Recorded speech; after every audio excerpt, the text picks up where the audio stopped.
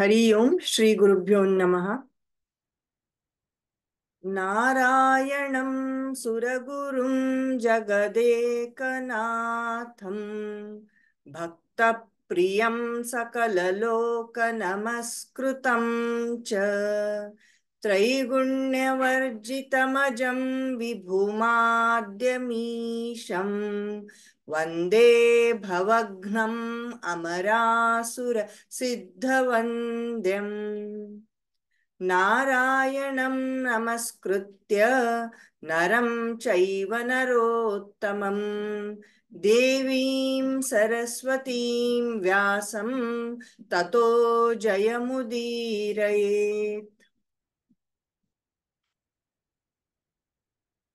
Let's start with verses 21 to 29.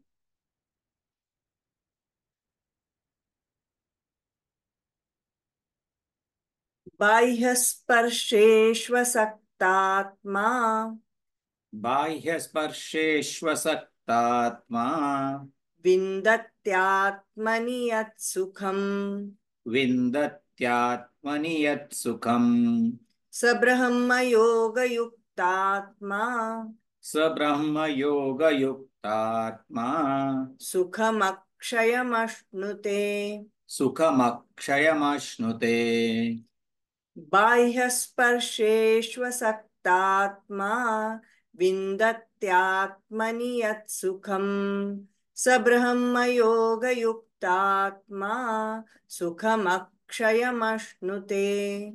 बाह्यस्पर्शेष्वसक्तात्मा विन्दत्यात्मनि यत्सुखम् स ब्रह्मयोगयुक्तात्मा सुखमक्षयमश्नुते। एहि संस्पर्शजा भोगाः एहि संस्पर्शजा भोगाः दुःखयोनय एव ते। दुःखयोनय एव ते। आद्यन्तवन्तः कौन्तेय आद्यन्तवन्तः कौन्तेय न तेषु रमते बुधः। न तेषु रमते बुधः। एहि संस्पर्शजा भोगाः दुःखयोनय एव ते। आद्यन्तवन्तः कौन्तेय न तेषु रमते बुधः। ये हि संस्पर्शजा भोगाः दुःखयोनय एव ते। आद्यन्तवन्तः कौन्तेय न तेषु रमते बुधः। शक्नोति हैव यः सोढुम् शक्नोति हैव यः सोढुम् प्राक्शरीरविमोक्षणात् प्राक्शरीरविमोक्षणात् कामक्रोधोद्भवं वेगम् कामक्रोधोद्भवं वेगम् स युक्तः स सुखी नरः। स युक्तः स सुखी नरः। शक्नोति हैव यः सोढुम् प्राक्शरीरविमोक्षणात् कामक्रोधोद्भवं वेगम् स युक्तः स सुखी नरः। शक्नोति हैव यः सोढुम् प्राक्शरीरविमोक्षणात् कामक्रोधोद्भवं वेगम् स युक्तः स सुखी नरः। योऽन्तः सुखोऽन्तरारामः योऽन्तः सुखोऽन्तरारामः तथान्तर्ज्योतिरेव यः तथान्तर्ज्योतिरेव यः स योगी ब्रह्मनिर्वाणम् स योगी ब्रह्मनिर्वाणम् ब्रह्मभूतोऽधिगच्छति। ब्रह्मभूतोऽधिगच्छति। योऽन्तः सुखोऽन्तरारामः तथान्तर्ज्योतिरेव यः स योगी ब्रह्मनिर्वाणं ब्रह्मभूतोऽधिगच्छति। योऽन्तः सुखोऽन्तरारामः तथान्तर्ज्योतिरेव यः स योगी ब्रह्मनिर्वाणं ब्रह्मभूतोऽधिगच्छति। लभन्ते ब्रह्मनिर्वाणं लभन्ते ब्रह्मनिर्वाणम् ऋषयः क्षीणकल्मषाः। ऋषयः क्षीणकल्मषाः छिन्नद्वैधायतात्मानः छिन्नद्वैधायतात्मानः सर्वभूतहिते रताः। सर्वभूतहिते रताः लभन्ते ब्रह्मनिर्वाणं ऋषयः क्षीणकल्मषाः। छिन्नद्वैधायतात्मानः सर्वभूतहिते रताः। लभन्ते ब्रह्मनिर्वाणं ऋषयः क्षीणकल्मषाः छिन्नद्वैधायतात्मानः सर्वभूतहिते रताः कामक्रोधवियुक्तानां कामक्रोधवियुक्तानां यतीनां यतचेतसाम् यतीनां यतचेतसाम् अभितो ब्रह्मनिर्वाणम् अभितो ब्रह्मनिर्वाणम् वर्तते विदितात्मनाम्। वर्तते विदितात्मनाम् कामक्रोधवियुक्तानां यतीनां यतचेतसाम् अभितो ब्रह्मनिर्वाणं वर्तते विदितात्मनाम्। कामक्रोधवियुक्तानां यतीनां यतचेतसाम् अभितो ब्रह्मनिर्वाणं वर्तते विदितात्मनाम् स्पर्शान् कृत्वा बहिर्बाह्यान् स्पर्शान् कृत्वा बहिर्बाह्यान् चक्षुश्चैवान्तरे भ्रुवोः चक्षुषैवान्तरे भ्रुवोः प्राणापानौ समौ कृत्वा प्राणापानौ समौ कृत्वा नासाभ्यन्तरचारिणौ नासाभ्यन्तरचारिणौ स्पर्शान् कृत्वा बहिर्बाह्यान् चक्षुश्चैवान्तरे भ्रुवोः प्राणापानौ समौ कृत्वा नासाभ्यन्तरचारिणौ स्पर्शान् कृत्वा बहिर्बाह्यान् चक्षुश्चैवान्तरे भ्रुवोः प्राणापानौ समौ कृत्वा नासाभ्यन्तरचारिणौ यतेन्द्रियमनोबुद्धिः यतेन्द्रियमनो बुद्धिः मुनिर्मोक्षपरायणः मुनिर्मोक्षपरायणः विगतेच्छाभयक्रोधः विगतेच्छाभयक्रोधः यः सदा मुक्त एव सः यः सदा मुक्त एव सः यतेन्द्रियमनोबुद्धिः मुनिर्मोक्षपरायणः विगतेच्छाभयक्रोधः यः सदा मुक्त एव सः यतेन्द्रियमनो बुद्धिः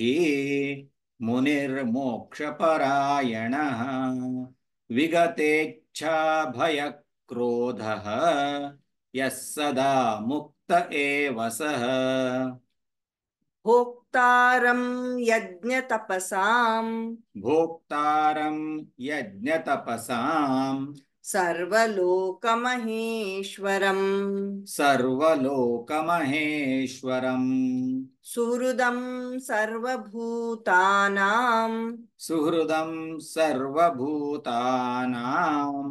ज्ञात्वा मां शान्तिमृच्छति ज्ञात्वा मां शान्तिमृच्छति भोक्तारं यज्ञतपसां सर्वलोकमहेश्वरं सुहृदं सर्वभूतानां ज्ञात्वा मां शान्तिमृच्छति भोक्तारं यज्ञतपसां सर्वलोकमहेश्वरं सुहृदं सर्वभूतानां ज्ञात्वा मां शान्तिमृच्छति।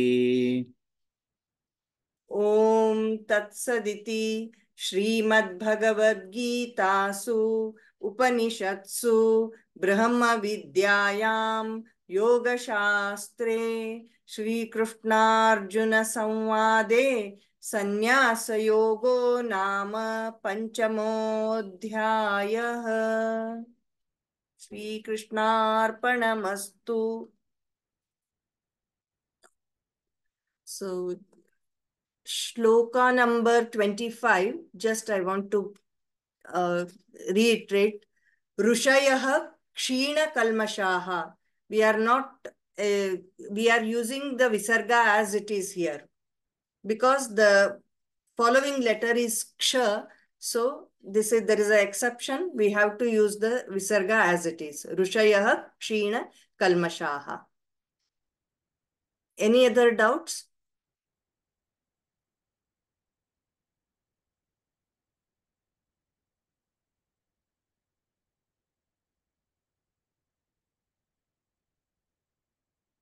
Okay. Let's go to last week's shlokas. Ajit ji is volunteering for this. Hare Krishna. Yeah. कायेन मनसा बुद्ध्या केवलैरिन्द्रियैरपि योगिनः कर्म कुर्वन्ति सङ्गं त्यक्त्वात्मशुद्धये युक्तः कर्मफलं त्यक्त्वा शान्तिमाप्नोति नैष्ठिकीम् अयुक्तः कामकारेण फले सक्तो निबध्यते सर्वकर्माणि मनसा सन्न्यस्यास्ते सुखं वशी नवद्वारे पुरे देहि नैव कुर्वन्न कारयन् न कर्तृत्वं न कर्माणि लोकस्य सृजते प्रभुः न कर्मफलसंयोगं स्वभावस्तु प्रवर्तते नादते कस्यचित् पापं न चैव सुकृतं विभुः अज्ञानेनावृतं ज्ञानं तेन मुह्यन्ति जन्तवः ज्ञानेन तु तज्ज्ञानं येषां नाशितम् आत्मनः तेषामादित्यवज्ज्ञानं प्रकाशयति तत्परम् तद्बुद्ध्यस्तदात्मानः तन्निष्ठास्तत्परायणाः गच्छन्त्य पुनरावृत्तिं ज्ञाननिर्धूतकल्मषः विद्याविनयसम्पन्ने ब्राह्मणे गविहस्तिनि शुनि चैव श्वपाके च पंडिताः समदर्शिनः इहैव तैर्जितः सर्गो येषां साम्ये स्थितं मनः निर्दोषं हि समं ब्रह्म तस्माद् ब्रह्मणि ते स्थिताः न प्रहर्षेत् प्रियं प्राप्य नोद्विद् नोद्विद् नोद् नोद्वि नोदिजेत् प्राप् न प्रहृषेत् प्रियं प्राप्य नोद्विजेत् प्राप्य च प्रियम् स्थिरबुद्धिर्सम्मूढो ब्रह्मविद् ब्रह्मणि स्थितः. Sorry. Yeah. Only I think in shloka, yeah, in shloka number 18, that is Pandita Samadarshinaha. We have to just cut that visarga. Pandita Samadarshinaha. We have to stress that, sir. Yeah. Thank you. Thank you, Ajit. So let's go with today's practice. Yeah. Any volunteers to start with? Okay. बाह्यस्पर्शेष्वसक्तात्मा विन्द्यत् आत्मनि यत् सुखं स ब्रह्मयोगयुक्तात्मा सुखमक्षयमश्नुते.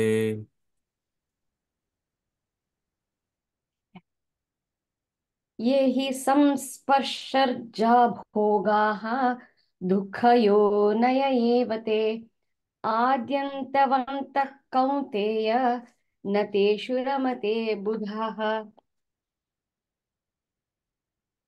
शक्नोति हैव यः सोढुम् प्राक्यरीरविमोक्षणात् कामक्रोधोद्भवं वेगं स युक्तः स सुखी नरः. Here it is yuktas sukhi naraha. We have to just cut that visarga and stress the following letter. Yeah, कामक्रोधोद्भवं वेगं स युक्तः स सुखी नरः. Yeah, स युक्तः सुखी नरः. Thank you. योऽन्तः सुकोऽन्तरा रामः तथान्तर्ज्योतिरेव यः स योगी ब्रह्मनिर्वाणं ब्रह्मभूतोऽधिगच्छति.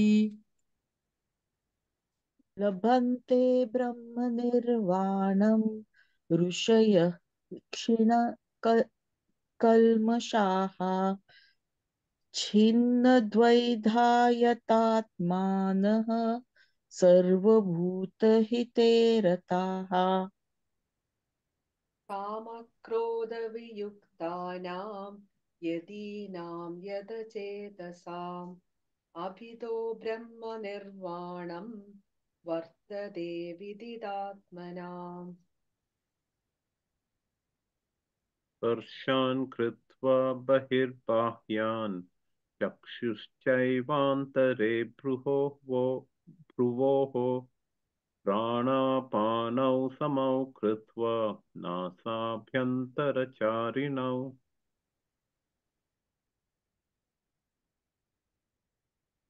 यतेन्द्रियमनोबुद्धिः मुनिर्मोक्षपरायणः विगतेच्छाभयक्रोधः यः सदा मुक्त एव सः. भोक्तारं यज्ञतपसां सर्वलोकमहेश्वरं सुहृदः सर्वभूतानां ज्ञात्वा मां शान्तिमृच्छति. Okay, please continue with the. ओम तत्सदिति श्रीमद्भगवद्गीतासु उपनिषत्सु ब्रह्मविद्यायां योगशास्त्रे श्रीकृष्णार्जुन संवादे संन्यासयोगो नाम पंचमोऽध्यायः. श्रीकृष्णार्पणमस्तु.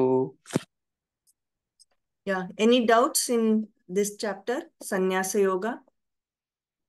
In some books, it is written as Sannyasa Yoga. In some, it is Karma Sannyasa Yoga. Yeah.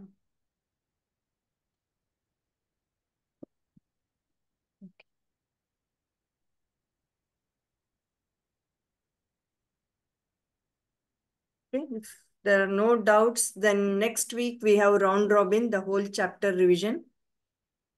So whoever is available, please mention in the group. Thank you. Let's close this session and join for the Upanishad. next session. Hare Krishna. Hare Krishna. Hare Krishna. Thank you.